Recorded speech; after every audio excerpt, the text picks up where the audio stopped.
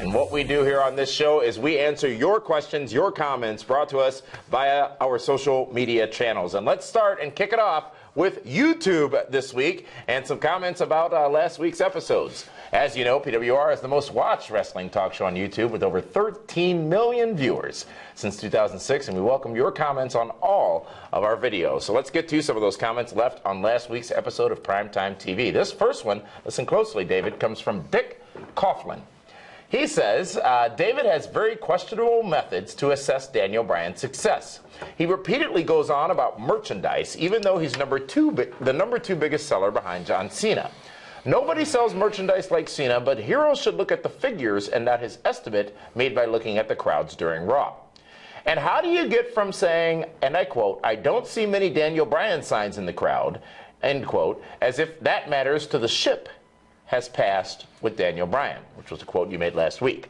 So crowd signs are important, but all the yes chants don't count, according to Hero. Yep. Given that Daniel Bryan has had probably one of the most traumatic few weeks of his life, why don't you give him a break and see what happens in the next few months? Has Bryan become the new whipping boy for Hero to undermine because his previous target, CM Punk, Mr. Brooks, has left? So David Coughlan has some, he's a little hot. It's Dick Coughlan. Dick Coughlan. Sounds a little hot. Sounds what happens when you go to the doctor. So, all right. First of all, I do look at the figures. I look at the figures at Toys R Us, at Walmart, and Kmart, at Shopko, and there's lots of Daniel Bryan figures still on the pegs. First of all. Second of all... Which could mean one of two things. High inventory, high sales volume. No. Or... No one's buying them. Low inventory, and no one's buying them. No one's buying them. But you don't know the fact. I do know the facts. I know how many figures are in each case that comes But you don't know how many were ordered and how many they anticipated selling. It doesn't make a difference. Versus, it does make a difference, because if they ordered 500 units and they sold 300 units, then maybe that's all they anticipated to sell. Maybe that's better than the ones that are empty. You're because wrong. Maybe they only ordered 20 units of those. No. I'm saying you don't know. I do know. There's a lot. How do you know? Do you do ordering for Toys R Us and Target? I know people that place orders, and they're frustrated that there is a Frodo with a yes sign.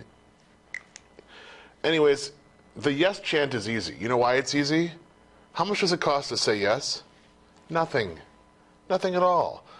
But to make a sign, you have to invest. You need to spend the time to go to the Walgreens or the craft store, whatever it is, to get the poster board, to then go buy the markers, to then make the sign.